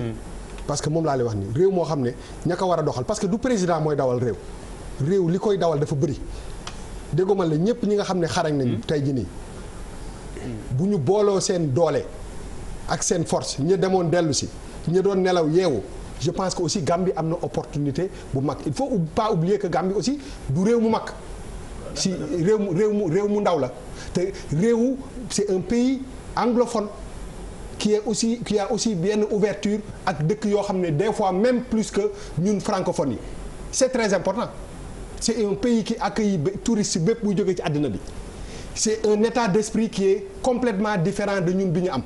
absolument war a delluwaat sans doute si Commonwealth bi. non moom laa lay wax donc il faut ngeen comprendre benn affaire parce que gis nga booy tukki ngay dem ay États-Unis ngay dem ay Angleterre ngay dem ay Suède ngay dem Xalifa bàyyi ma sa loxo bi te nga bàyyi professeur wax na ba daaneel nga ba nga joxaat ko parole bi dama ne la booy tukki ngay wër àddina bi di ñëw di dem fu nekk di nga xam ni am na aussi benn état d'esprit bu nekk ci Gambien yi boo xam ne dafa am solo dafay ubbeeku ils parlent l'anglais ils sont ouverts au monde je pense que force yooyu yëpp boo leen boole am nañ opportunité aussi bu mag pour changer beaucoup de choses. waaw mais 3 ans. da nga pare ah. 3 ans merci boo paree bon sama yëre. non doo ko fi waxee de doo ko laaj naa la 2 fois tontu doo ko fi waxee alors ñu ñëw on a président Tandian en ligne président asalaamaaleykum. non président Tandian très passionné par la question. maaleykum salaam. waaw président. alors xam naa ni question gambienne bi intéressé na la trop parce que ça bu ñu ko waxee rek dina la yitteel alors la mooy sa contribution ce soir. waaw Khalifa ci ma contribution moom mooy rafetlu li xew Gambie. oui je pense que Yaya Jammeh lu mu def ci président yi fi jàll mooy président Abdou Diouf président Wade mais aujourd'hui comme ni ñu koy waxee rek il s'est retrouvé en face d'un nouveau président Macky Sall et depuis bi affaire bi amee kenn xamul tax lan moo ko ak tëloo verdict boobu ba jékki-jékki mu retranché delluwaat ginnaaw loolu yàlla xam mais ba mu defee loolu ba Macky Sall jël position nette et tranchée devant le monde le premier ñu toog ñëpp topp ci muy les Français les Américains ba egg aujourd'hui ci benn résolution bu nga xamee ne dafa CEDEAO ànd ci pour que Yaya Jammeh bàyyi Barrow toog mu génn dem et je pense qu'il faut s'en féliciter parce que aujourd'hui Macky Sall pour les Gambiens Macky Sall est rentré dans l'histoire parce que en fait dafa réussir loo xam ne depuis 22 ans tous les présidents qui sont passés pourtant c'est de grands présidents mais personne n'a réussi et je pense que ce qui est arrivé aujourd'hui à la Gambie il faut s'en féliciter moi le seul problème que j'ai aujourd'hui c'est de voir la classe politique excepté Idrissa Seck qui a salué la présence président c'est dommage yaa ngi wax français waaw li ma xaw a jaaxal tuuti rek moom mooy classe politique Sénégal nga war a xam ne waroon nañu def l'union autour du président de la République parce que quand même li xew tey aujourd'hui je pense que c'est important pour le Sénégal parce que Yaya Jammeh dafa sonal Sénégalais yi sonalu Gambien yi te je pense que tey bu ñu amee chance gis Yaya Jammeh génn Gambie et puis surtout mu am loo xam ne amul benn président bu ko parce que Kadhafi jógee na fi Saddam Hussein jógee na fi le président de Côte d'Ivoire aussi jógee na fi mais kenn amul privilège bi nga xamee ne Yaya Jammeh am na ko ba nga xamee ne ñaari président ñëw jëkk ko di wax ak moom jàpp ko dugal ko ci avion pour génne ko. Très bien. Je pense que loolu quelque part je dis que histoire peut-être président Macky Sall la nga xam ne jàmm dina ñëw sans diffusion de temps. Je pense que li ma bëgg a wax rek moom mooy il était temps. Et je pense que li xew tey il faut le saluer. Et je pense que la classe politique comme ni ma ko waxee sànq rek war nañu def. Merci. Autour du président autour de l'essentiel pour que vraiment ñëpp kontaan ci li xew. Merci. ngeen wax may ma tuuti rek ma sànni benn kàddu si Saraxule parce que quand même président. Saraxule alors 30 secondes. waaw 30 secondes ma sànni benn kàddu Saraxule parce que président bi ñu fal parce que Saraxule la ma wax ak moom ci Saraxule rek nañ ci président Adama tooni gonci wanna warini wammamana engrais ke victoire ɓe kita ke victoire aɗa gambi kon ndema te je pense que sono ngara timmomo keɓe mangara gollitire dabari anga tuti sénégal to gambi eɓe problème to tuga ñi ñani naxa eɓe an taxa ñani naxa très bien anna an xoone ke bot to xooreyani anga tuti a rawa ndemana alors vive la Gambie et vive le Sénégal. Merci président merci beaucoup.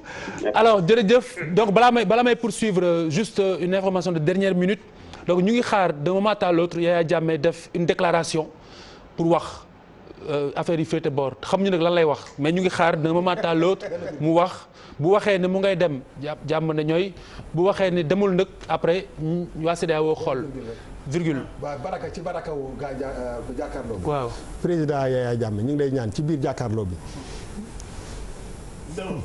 alors Papis Birame maa ngi ñëw si yow. La question c'est l'après. waaw voilà comment est-ce qu'on peut l'envisager. Non, l'après Jammeh c'est d'abord que. oui. que son départ soit effectif d'abord. que mu dem déjà. que mu dem quoi. oui. ça commence par loolu. oui incessamment. mais affaire mooy. l'après Jammeh pour man ce sera un plaisir un bonheur pour les Gambiens xam nga la moo tax. xam nga professeur wax na ko léegi traumatisme boobu noonu. c'est-à-dire que amuñu liberté joie de vivre nekk. mooy élément essentiel dama koy répéter le premier plaisir c'est la liberté. c'est-à-dire que aujourd'hui au jour où joug boobu ñu nekkoon deñ la Gambie va souffler les Gambiens vont souffler. très bien muy benn. mais dama bëggoon taxaw si benn aspect bu qui me semble important. président Barrow xam nga ñëpp a ngi koy ràgg ñëpp a ko jàppale. CEDEAO ñëpp dugg nañ si tout le monde amul ku des. tout le monde est avec le président Barrow. mais également xam nga ñu forcé ko. ne ko yaay président c'est lui qui a brigué le suffrage. il doit s'attendre à la tâche qu'il attend. président du benn directeur de société. c'est le président d'une nation d'un peuple. boo demee nag ba ku bëgg akara da ngay. donc il faut que léegi pendant le combat là il a besoin du soutien de tout le monde. soxla na ñëpp jàppale. waaye bu ñu koy waxee ci làmb ji mbëri bu duggee ba gars yi def ci bukaay ba bàyyi ko ci biir. c'est à lui de répondre aux attentes des Gambiens. et de faire le travail pour lequel il a été investi. oui ma ba bëggul wax olof nga wax anglais. waaw man dama sama anglais. waaw ku ci bëgg daal mën naa la bala ma tontu ci question bi. li ma jaaxal ma ne koy posé man sama àddu dama comprendre du bële problème Yaya Jammeh non entre nous quoi wala man ni ñu koy mais da nga def élection xëccoo organisé yow ñu gagné la ba pare ñu ànd ñu négocier nii nga war a demee mais attends arrête de maltraiter tes neurones. passé loolu. waxal li ma loolu man nii non da ngeen leen def discours rek def yooyu laa xamul. pour déclaration bi mais ku négocier Birima ku négocier ba pare. à côté plus sénégalais. Birima ku négocier ba pare di nga wax li nga négocier lu si Birima ku négocier par di nga wax loo fa jëlee. loolu mooy déclaration tànn waratu ko nag gën dëkk ba dem falatu ko. ok très bien ba si après Jammeh xam nga man. après Jammeh. man li ma gën a tiit ñaari mbir laaj tiit parce que man dama xam politicien parce que ñoom ñiy toppoon Barrow yëpp ku mu ci wóoroon ni gagné mën naa am doo bàyyi Barrow nekk candidat. non mais ma rek may gën li ma c'est très important. wallaay. parce que nag aussi daw Barrow jéngu affaire bi dem ba gagné même pas un mois ngay xool nu ma ko daanalee nan laa jëlee nguur geeg maa ko pon doole maa fa waroon a nekk maa ne ko chef d'opposition maa ne ko nangam ça c'est très grave li may wax ni c'est extrêmement important Afrique la ñu ne xam ngeen baax li ma leen di wax Barrow 6 mois lay dawal politicien yi ko groupe boobu ko wër ñam nguuru ministre yeeg vice président affaire bi neex. même eggale Khalifa. dama bëgg non dama lay may nga yeggali. xam li ma bëgg wax xam lan la dama la bëgg wax ni. sama question bi si toppoon. dama koy sànni géej. jël sa question. laaj ko Diaw. waaw est-ce que mën nañu ragal comme li Birima wax nii est-ce que mën nañu ragal loolu. àggalil rapidement. donc il faut ñu xam ni un président de la république lay fal te nguur gi. il faut mu leer ni. parti politique yi faluñu Barrow réew mi ñoo fal Barrow. waaw dëgg la wax nga dëgg. peuple gambien ñoo fal Barrow. Barrow moo nekk un opposant gars yi ko wóolu duñ ko fal. merci donc dama bëgg non mais man nañ ko bàyyi mu liggéey en toute légalité. li nga wax c'est important Barrow aussi na xam ni réew mi ko fal histoire. mais coalition la àndoon bi muy fal aussi. d'accord mais est-ce que tey Macky Sall coalition falu ko. si Macky Sall bu ko moom ñoom ñooy gouverner. mais kan moo ko mën a imposer dara. mais moo ngi gouverner ak ñoom. non may ma sëñ bi boo bayee na li ma ne si kanam lañ jëm. non c'est important li ma lay wax c'est très important li may wax deuxièmement. waaw CEDEAO seen mission. du rek jël Barrow teg ko ci palais ba ne pare nañ non. il faut ñu aar Barrow ba mu asseoir parce que man je dis la vérité. armée gambienne doyuñu ma. parce que amul armée. Birima ay xaritu Yaya Jammeh ñoo fa nekk comme militaire. Birima merci beaucoup Bouba rapidement parce que li mu souligné c'est important. non li mu souligné par rapport à li mu souligné man je suis pas d'accord pas ak Birima parce que tout simplement parce que tout simplement aujourd'hui ñaar mënuñu woon présenter bu ñu nee coalition mooy que ñëpp dañu dajale ak même ambition bi ñu jiital kenn kooku la président mu nangoo jiitu mu nangoo jiitu mais non mais du affaire nangoo jiitu ñi parce que peut-être que du moom rek moo ne def ñu bëri kii ñu def élection moom mu jiitu du loolu la waaw non dama ne saay rafet leen si njort munoo commencé artu ay ñoo xam ne duggaguñu sax ci kii nga commencé naan leen bàyyi leen ko mu liggéey mënuñu ko bàyyi moom kenn mu liggéey ñooy àndandoo liggéey coalition. alors Diao et ça c'est important. interpellation Birima bi c'est important est-ce que risque boobu noonu mën nañ ko xaar. man nag gisuma risque boobu. d'accord naa si moom peuple Gambie ñoo fal Barrow waaye nag da nga gis ne coalition bi dafa important trop parce que su bu ñëwtoon parti yooyu noonu. bu ñëwtoon def former coalition. ni kon du ñoon gagné. parce que dafa possible sax ñu gagné Yaya Jammeh. te kon da ngaa seet kon yaakaar naa ne comme que Barrow ñetti at rek la war a toog.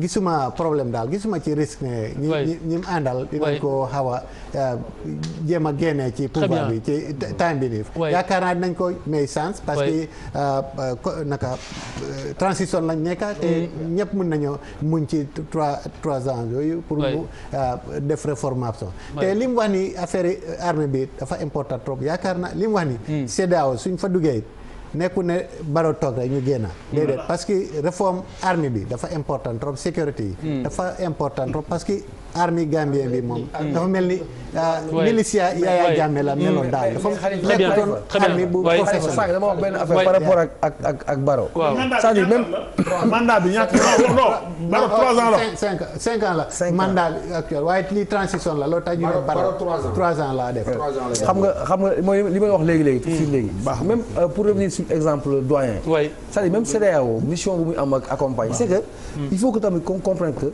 mais le président c'est Barrow c'est que Barrow moo war a taxawaayu président mais gëm ko nit ñi jàppale ko accompagner armée bi c'est normal mais tout ça c'est moom moo ko war a orienter ñu fekk si ko également moo tax ma ne ku bëgg ak rek da ngay ñeme kaay soobu na qu'il prenne ses responsabilités mu xam ne léegi mais attends dëgg jot na quoi gannaaw dee ni ñu koy wax te gannaaw kii dee gannaaw leen am na expression wala bu ñuy wax xaw ma lan genre il faut y aller quoi jël nga parole alors non dama bëgg waa Sénégal gis loxo bi tonton Mac il faut ñu gis loxo Bouba bi ni mu may maltraité regarde voilà allez Bouba prends la parole vas-y àggale damay gis na ni mu may def nga may ma ko comme yow rek la Xalifa di bàyyi nga déglu waxal loolu tuuma la Sénégalais yi xam nañ ko waaye Xalifa daal professeur rek lay bàyyi mu wax ba daan dama ne tey jii nii sans pour autant ñu wax ko ci kaw président ancien président Yaya Jammeh peut-être compté wul trop ci armée bi moo tax mu vulnérable nii donc pour man jusqu'à preuve du contraire non dafa nag rek loyalatul ci Jammeh waaw mais non mais moom la bëgg a wax waaw non dama ne jusqu'à preuve du contraire réew bu amee président bu bees te armée ba ñëw ne ko ànd nañu ak yow rafet den ci njort il faut pas aussi ngeen commencer di nekk di lëndëmal affaire ba nga xam ne kii nañ ci rafet njort rek rafet nañ ci njort d'accord Bokar nañ ci rafet njort mais lii Birima wax man xam nga li may fàttali c'est que lendemain dictature ak doy waar bu fekkee def nga tuuti nga gestu ci ginnaaw bëgguma tudd ay tur réew wax dëgg yàlla tuuma lay doon lendemain de dictature boo ko seetloo Xalifa li ci ëpp da ngay basculer ci benn extrême maanaam mu mel ni saañ bu xam nañ koy waxee noonu donc kii li mu wax njomboxtal la mooy maanaam nañ ko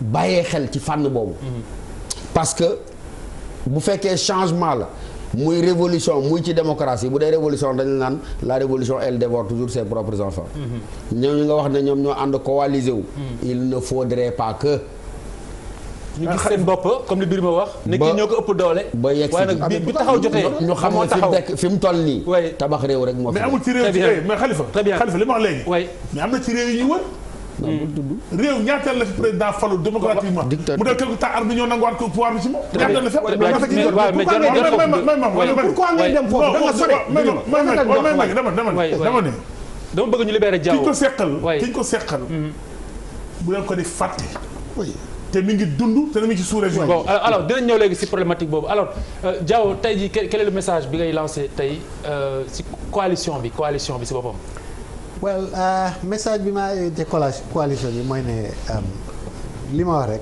am nañ liggéey bu bari ci seen kanam waaye nag liñ fi ñu war a commencer mooy réformation institution yi Gambie yëpp dafa mel ni Yaya Jammeh daf ko personnalisé.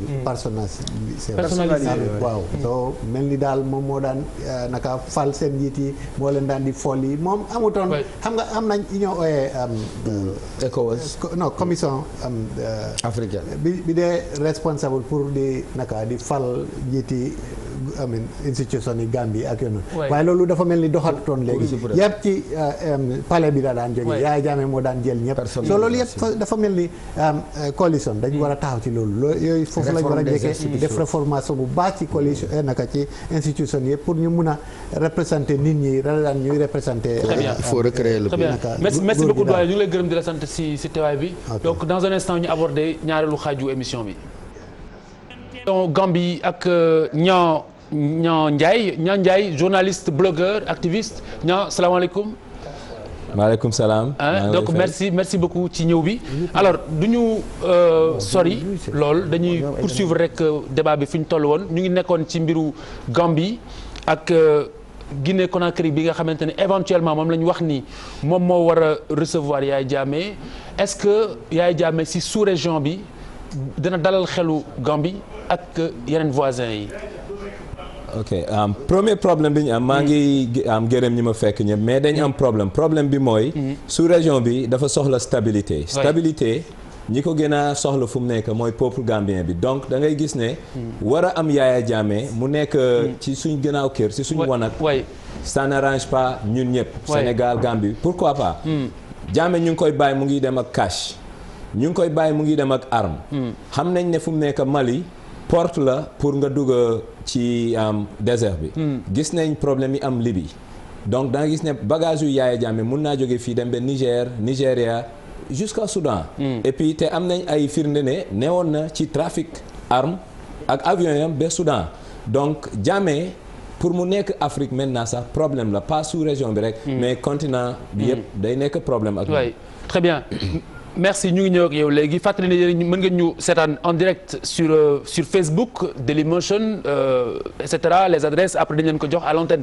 alors Birima Ndiaye Yaya Jammeh si sous-région bi ndax loolu doon na loo xamante ni loolu wax nga ko léegi mais justement Khalifa lan nga siy ragal man xam na laa wuute ak yéen Yaya Jammeh ni ngeen koy traité comme ni war a traité professeur nangam Yaya Jammeh bu génnee tey Gambie dem tey suba bu xëyee mi ngi fexewaat nu mu taale Gambie ñëwaat man maa la wax li wala nu mu yàqe Sénégal wala nu mu yàqe zone bi. mais bien sûr li mu wax dëgg la Yaya Jammeh du ku ñuy négocier Yaya Jammeh du ku ñuy bàyyi muy gis nga man dama wax dès le départ xam nga dafa xam ki mu ko ci télé. waay. dama naan nit CEDEAO de tete. Birima am na looy seet ci lay wax ci télé loolu seet wax ci télé yow. non excuse-moi alors kii Khalifa Sall même ma jël Khalifa Sall salaamaaleykum ñëwaat nga. aleykum salaam maa ngi laa dégg Khalifa waa kay donc waxtaan wi da nga dellu siwaat parce que dafa am solo la. way waaw suñuy seet dëgg-dëgg nguuru Yaya xam nga ñetti yëf lañ ci war a seet. way ne nguur dafa am doxalin. way muy exécutif bi. dafa am tëralin mooy ñiy defar loi yi. way am néegi àtte yi. nga dal di am nag nit ñi naka lañ war a dundee pour mun a tedd. mun a am jàmm ci seen réew. ndax nguur dañu ko sos. pour mu jël alali réew war koo liggéeyee pour nit ñi mun a jëriñu. très bien. nguur dañu ko sos muy defar ay loi di sàmm li nga xam ne mooy àqi doomi réew mi. pour nit ñi mun a tedd. alors fi ñu dabee Khalifa Sall fi ñu dabee mooy problématique gu Yaya Jammeh si sous-région bi ndax bu fekkente ne mu ngi dem Guinée Conakry ndax mënuñu tayal xel yi tuuti que ce soit si stabilité Gambie ak sous-région bi yëpp. xam nga li ma bëgg a wéral mooy ne benn nit dafa amul doole benn nit mënul dara. amoon na jamono boo xam ne kenn xamul kuy Yaya. oui. li ñu war a seet mooy réew ak doole réew. oui. doole nguur koo ko dénk loolu mooy tax. mu nekk nit koo xam ne kii. am na doole buy mun a yàq wala doole buy mun a defar. très bien waaye nit su yoreetul nguur. dafa mel ni nekkaatul kenn. soo mu mel ni li am solo. oui. mooy kan nga war a dénk nguur. te Afrique fi mu nekk ak suñu région bi. benn pour këf nguur mu ngi mel ni loolu ñu dàq nañu ko mu ngi mel ni suñu soob rajo mi suñu génnee ci wàllu nguuri yaaya mu ngi mel ni pour nit di këfati nguur kooku mënut a xew ci suñu boor bi. Très bien, merci beaucoup. Merci Khalifa Sall, porte-parole coalition bi fal Barrow. ñu lay gërëm di la sant mën nga des ak ñun saa boo bëggee nga dellu si waat pour am ay clarification. Alors ma ñëwaat si Birima alors Birima li ngeen wax léegi moom nga ubbee sànq sa propos óoluwoo Yaya Jammeh si biir sous-région bi. dama ni sous-région bi tey dafa fragile il faut ngeen nangu lool mais suñu sous-région dafa fragile trop. yaa ngi gis jihadiste nit ñu wëree bépp bi li bi tojee ba léegi suñu sous-région dafa fragile. li nekk Mali yaa ngi koy gis li nekk Mauritanie lu ñuy dund la chaque jour. dama ne ba tiit ne yaakaar ne Sénégal ñi ngi ci menace ñi ngi nangam di fi tiit moo nekk ci jamono bu mel noonu. bàyyi benn genre guerrier bu mel ni Yaya Jammeh un gars comme Yaya Jammeh. non bàyyi un gars comme Yaya Jammeh sanguinaire boo xam ni bon vraiment yàgg na moo xam ni mel nga bàyyi ku mel noonu ak li mu yor ci xaalis boo xam ni moomu ko foo ñu leer loolu aussi moomul xaalis bi mu yor. waaw non ak alalu beneen réew sax. yow moomul alal ci ba pare. disons Birima tu es bien renseigné ah. mais Sénégalais laa moom dégg nga moomul alal ji mu yor alal ju bari ju toll noonu nga bàyyi ko mel noonu mu ne ci sous-région bi di lëmbe man doyuma. très bien. Bouba doy na la wala doy la. mais dafa am ñaari affaire yu am. aussi àdduna bi dafa am nu mu tëddee. te loolu je pense qu'il faut que ñu xam ko. aujourd'hui Yaya Jammeh ancien président Yaya Jammeh suñ ko génnee bu jógee Gambie évidemment il faut mu dem ci beneen réew yan réew ñoo ko mën a accueillir mënu leen jël aussi fàtte que ni il faut mu dem ci beneen am na dëkk bu ko pare pour recevoir. Nigéria. waaw non xam nga nit ki. Maroc. waaw mais moom laa rek ça veut dire que dama ne aujourd'hui xam nga yéen moom laa lay wax nii mënu leen aussi gën a xeexal gars yi nga xam ne ñoom moom coow li dama ne fu ay ancien président Yaya Jammeh di dem. loolu beneen affaire la. Sénégal je pense que am na ay intérêt ku ñu bëgg ko ak ñu bañ ko biir Gambie ba nga xam ne su fa président nekkee ak nguuram bu ñu fal démocratiquement. responsabilité le Sénégal aussi que président boobu ñu protéger ko responsabilité CEDEAO la aussi ñu protéger ko mais il faut pas aussi quand même ngeen dem trop loin li ngeen bëgg yëpp mu nekk mënagul nekk parce que àddina bi tëddeewul noonu. sama gars yi. donc baby step by step. Khalifa damay en même temps damay adresse ñaari issue yëpp Bouba li mu wax. Gambie Sénégal dañu am intérêt mutuel. intérêt mutuel bi mooy. xam ngeen ne. bi Macky Sall ñëwee tey nag dinaa juboo Birima tuuti mais man l'enfant l'alternance la mais tey. non yow Gambie yow. da nga jógee Gambie pardon li may wax fii mooy. Casamance. li xew mooy bi fa Ablaye Wade nekkee. Jammeh dafa nekkoon interlocuteur. bi mu nekkee interlocuteur dara doxul parce que moo doon xamba ba pare ñëw ci kaw di ëff. Macky dafa ñëw ak beneen système te bi ñëwee ak système boobu gis nañ ne jàmm door na di am Casamance. donc. loolu dafa am lu mu firnde bi mooy Yaya Jammeh du ku ñuy bàyyi mu am paramètres yoo xam ne mun na cee dox di def li ko neex dafa jël contribuable bu Gambie bi def ko lu ko neex caxatee ko et puis fu mu nekk am na ay moyens yoo xam ne buñ ko bàyyee dafa xool dëkk yi yépp mu tànn Conakry pourquoi pas Conakry nekk na dëkk boo xam ne am na loi mais loi am dafa faible. pourquoi mu faible institution publique yi fa nekka ñi koy gérer ak dirigeants yi ñoom ak Condé c'est la même chose donc Jammeh fi mu dem toog dafa am lu ñuy ooyee sanctuaire en anglais. waaw dafa am sanctuaire foofu sanctuaire bi mu fa am mooy. mën na faa dem jagaruwaat ba pare am proxy. li ma ragal mooy mu bugg a gouverner par proxy loolu mun naa nekk problème ëllëg. donc CEDEAO dafa am. intérêt boo xam ne intérêt région bi yëpp la mooy mu seet naka la Jammeh di toogee fu mu bëgg a dem n'importe quel pays. ba mu des mais bu fa non dem amul ba mu des loolu ñun amul ci choix. mais bu fa demee toog nekkul ku ñuy bàyyi muy dox di génn di dem nu ko nee dañ koy surveiller. résidence surveillée. non mun naa doxi soxlaam mais ñu surveiller action yam lu tax ñuy surveiller action yam li muy juri ëllëg dañ am pour gaar ko donc Jammeh dafa nekk lu ñëwee clear and present danger pour sous-région bi yëpp pas Gambie rek. très bien dañ am benn coup de fil léegi nii forum du justiciable Babacar Ba pour terminer avec le coup de fil bu dee am ñu beneen bu am solo également alors Boubacar sa préoccupation mooy Maître El Hadji Diouf li mu wax ne dañu waroon a consulter Assemblée nationale ba ñaava ay troupes loolu moo la xaw a en tant que juriste moo la xaw a yëngal ba nga ni il faut nga wax si. waaw jërëjëf Khalifa donc mooy nuyu ñi nga xam ñoo nekk ci plateau bi. oui. donc très rapidement rek parce que dañu dégg bërki démb Maître El Hadji Diouf def benn déclaration ci RFM di wax que ni avant ñu doon envoyer les troupes ci Gambie dañu waroon am approbation li nga xam tey moom mooy Assemblée nationale. oui. parce que dafa sukkandiku ci article 70 bi parce que dafa ni la déclaration de guerre est autorisée par l'Assemblée nationale. oui. alors foofu ñu jàpp que ni Maître El Hadji Diouf dafa juum parce que déjà article 70 bi mënul appliqué wu ci contexte bi ñu nekk nii. parce que xam nga déjà décision bi nekkul Sénégal moo ko jël encore une fois de plus décision bi CEDEAO moo ko jël. oui. te Sénégal dafa nekk membre ci biir CEDEAO. donc nekkul Sénégal en tant que entité isolée moom moo jël décision boobu. ba pare CEDEAO décision yi nga xam ni daf koy jël dafay lier directement l'État du Sénégal parce que loolu la ñuy wax li ñu moom mooy hiérarchie des normes. c'est-à-dire les conventions internationales dafay am benn suprématie ci suñu constitution. donc en gros Sénégal warawul benn yoon ak yoon.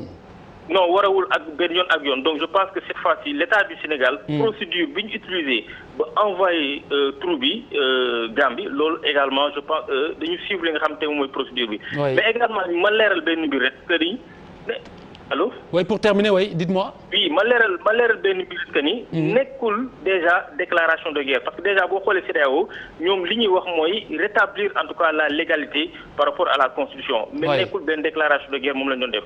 donc je pense que ne benn amalgame la boo xam tey. voilà merci def na ko. merci Boubacar à rectifier ça. merci Babacar Ba donc je précise juste que c'est pas une réponse du tontu booy tontu Maître El Hadji Diouf mais éclairage booy indil peuple bi en tant que juriste. prof dafa am loo bëggoon a yokk. waaw mooy que c'est vrai ah yaaya am na solo et cetera nañ ko surveiller et tout. mais le problème mooy biir Gambie déjà nañu fexe ba reconstituer l'unité de la nation gambienne parce que yow Gambien nga xam nga ne yaaya gestion ethnique la def. waaw mais loolu xaajale na réew mi kon d'abord nañu faj góom boobu Gambien yi bu ñu juboo lëkkaloo ñu indi kaaraange bi war a CEDEAO indi ñu jox ko yaaya ca mais je pense que lii mooy convergence ni ko bu ma waxee sa capacité de nuisance n'est plus aussi. très bien non d'accord naa ak yow mais lii moo indi convergence bu coalition bi. coalition bi. reconstituer dañ nekk nit ñoo xam ne. dañ am idée yoo xam ne dafa diverger. mais li leen indi together. li leen indi ensemble mooy dañ am benn issue dañ gis ne. Gambie en tant que nation. yaaya daf ko défragmenté ethnique. donc ñun gis nañ ne loolu mënuñu yóbbu te gis nañ ne indil nañu ay problèmes. c'est la seule urgence. et puis moom dafa taxaw. def ay déclarations contre les Mandeng. li nga xam ne non mais non li may wax mooy. lii dafa nekk loo xam ne facteur la dafa jouer bu baax ci élection yi résultat élection yi parce que Gambien bi dafa pacifiste yàgg na ñuy toog bàyyi Jammeh muy def lu bëgg mais dafa dem ba menacer. benn secteur de communauté gambienne mooy les Mandeng. et puis ñooñu majorité lañ. ñu jóg bi ñu jógee nag dafa tax changement bi am mu gën a gaaw. daf ko expédier. oui. très bien. Birima. waaw man daal li may wax. Khalifa. mooy Gambie bu amee bu am stable Sénégal bu stable te sous-région bu am stable. très bien bàyyi ci xel. yéen a ngi rappelé wu jamono ku koy Samba Sagna. mais dafa ñëwoon xëy def coup d'état Daouda Diawara mais Abdou Diouf dafa xëy envoyé ay troupes xeex ak moom parce que xamoon na ni booba menace amoon na ci sous-région bi su ku koy sax ak ñi ko doon jàppale à l'époque yeneen président yi bu faloo mais loolu du fii la musa am boo seetloo àdduna bi réew yu bari am na fa bi France di jël armée di dugg biir Côte d'Ivoire di libérer Côte d'Ivoire def ko pour les beaux yeux de Ivoiriens intérêt la sàmm foofu. entre autres oui. loolu bu naxante quoi. très bien rapidement donc dama jàpp ne Sénégal aussi intérêt bi war a am mooy. merci stabilité réewam pour Sénégal stable nag il faut Gambie nekk pays bu stable. jërëjëf Birima waxal dafa am benn solo. xam nga lu am solo mooy réew bu jëlee fal nit def ko président. mu waat commencé gul. il faut aussi ñu bañ a peut-être bu ñu tuutil fulla ak fayda ki nga xam ne moom la ñu nar a fal. bu dee ki ñu fal am na kàttan am na fulla ak fayda. boo xam ne moo tax ñu jox ko réewam. yii ñuy wax ni yëpp moom moo ko war a tracer moo ko war a déterminer.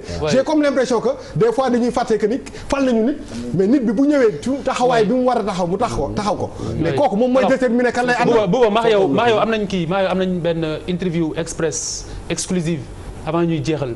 alors li ma la bëgg a laaj balaa ñuy tàmbali mooy lan ma war a nekk rapportu Sénégal ak Gambie parce que très souvent dañuy wax Sénégal war nañu jàppale Gambie waa Gambie ne Sénégal dañu war a jàppale Gambie état souverain waruñu dox see intérêt donc comment nan rapport boobu nan lañ ko mën a gérer au mieux. waaw dafa am lu ñu tënk ñun ñëpp lu ñu tënk mu ngi tudd géoproximité. oui géoproximité entre Gambie ak Sénégal. dafa am loo xam ne par défaut ñun mënatuñ ci dara dañ am pour daw ci kaw loolu.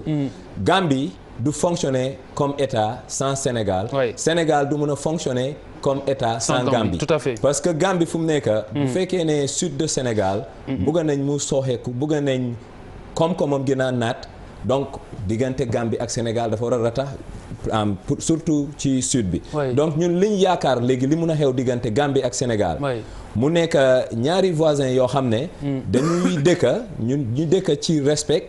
dignité ñu xam ne dañ am intérêt culturel ak intérêt économique.